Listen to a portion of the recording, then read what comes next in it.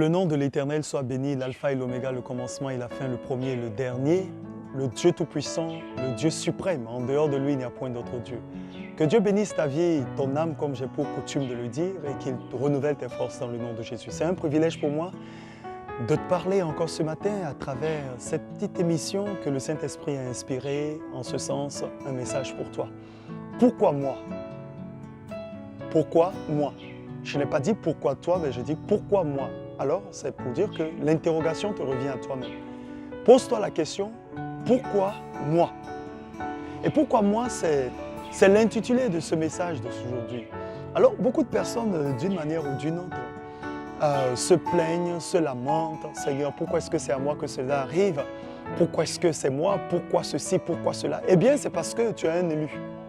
Et les élus ne sont pas des personnes ordinaires, ce sont des personnes distinguées. Dans ma communauté, dans mon assemblée, dans mon église, j'ai pour habitude de dire aux gens, ici nous sommes une communauté des saints, mais un rassemblement d'élus.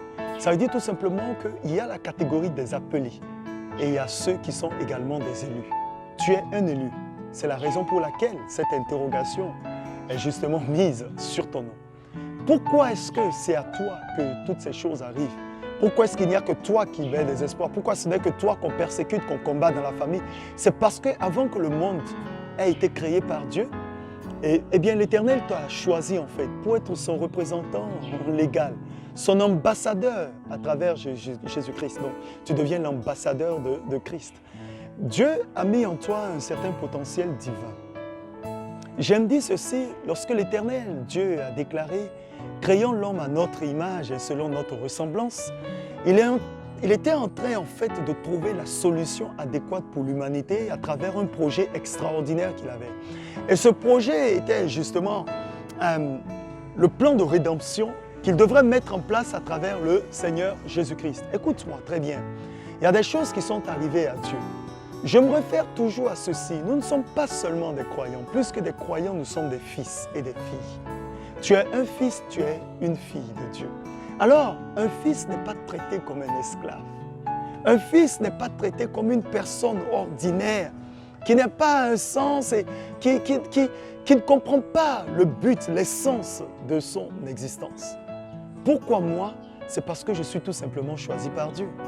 Je me plais beaucoup lorsque l'on parle de part et d'autre. Et j'ai pour habitude de dire, écoute, as-tu déjà vu un endroit où les gens se sont rassemblés, ils ont parlé d'un fou ou encore d'une folle? Avec beaucoup de respect pour la personne humaine, je vais dire, une personne qui a perdu ses facultés mentales, sous certainement un principe occultiste, car Dieu n'a pas créé l'homme pour qu'il perde la raison, mais pour qu'il soit comme lui. Et donc, si on ne peut pas parler d'un fou, on ne peut pas discuter de lui, faire un débat autour de lui, eh bien, c'est parce que justement, il n'apporte pratiquement rien à la société.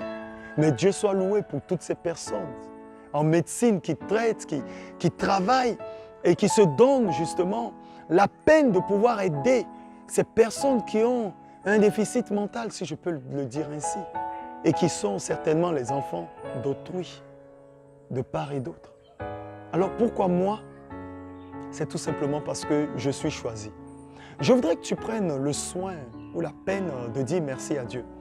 Merci à Dieu de t'avoir choisi, merci à Dieu de t'avoir élu, merci à Dieu de t'avoir créé à son image et selon sa ressemblance. Merci à Dieu parce qu'il t'a choisi pour mettre fin aux œuvres des ténèbres. Vous savez, Jésus-Christ, avant de quitter le monde, après avoir vécu 33 ans selon les chiffres qu'on lui attribue, il est plus ancien que cela, tu conviendras avec moi, a pris le soin de pouvoir laisser, de passer justement le relais.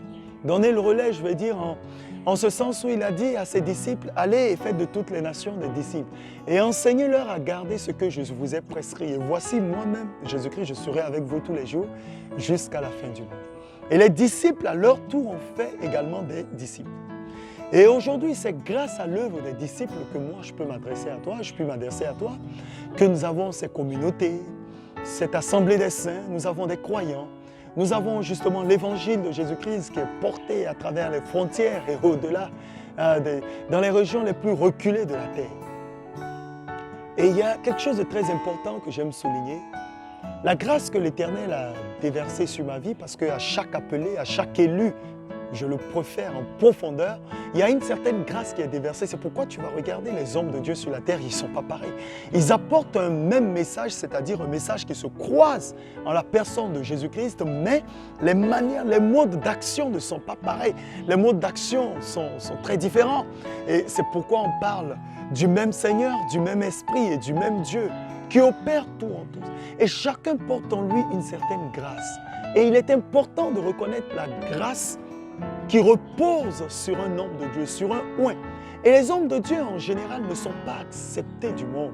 Si Jésus-Christ a été rejeté, accroche-toi bien, tu seras rejeté. Si les disciples ont été persécutés, il faudrait que tu portes ta croix, tu seras aussi persécuté. Alors ne cherche pas à comprendre pourquoi est-ce que c'est à moi que tout ceci arrive. Mais c'est tout à fait normal. Tu as une identité remarquable.